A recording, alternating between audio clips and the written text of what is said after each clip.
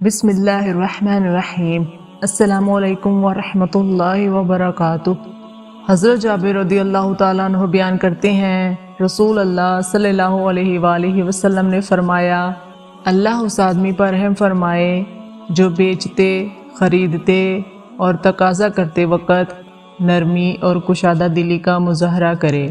حضرت ابو سعید خدری رضی اللہ تعالیٰ عنہ بیان کرتے ہیں، ایک آدمی نبی صلی اللہ علیہ وآلہ وسلم کی خدمت میں آیا اور اس نے عرض کیا، میرے بھائی کو پیچس لگے ہوئے ہیں۔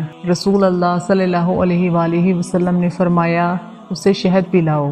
اس نے اسے شہد پلایا۔ وہ پھر آیا اور عرض کیا، میں نے اسے شہد پلایا مگر اس سے پیچس اور بھی زیادہ ہو گئے ہیں۔ آپ نے 3 مرتبہ اسے ایسے ہی فرمایا۔ پھر وہ چوتھی مرتبہ آیا اور آپ صلی اللہ علیہ وآلہ وسلم نے یہی فرمایا، اسے شہد پلاؤ۔ اس نے عرض کیا، میں اسے پلا چکا ہوں لیکن اس کے مرض اسہال میں اضافہ ہی ہوا ہے۔ رسول اللہ صلی اللہ علیہ وآلہ وسلم نے فرمایا، اللہ کا فرمان سچا ہے جبکہ تیرے بھائی کے پیٹ کی غلطی ہے۔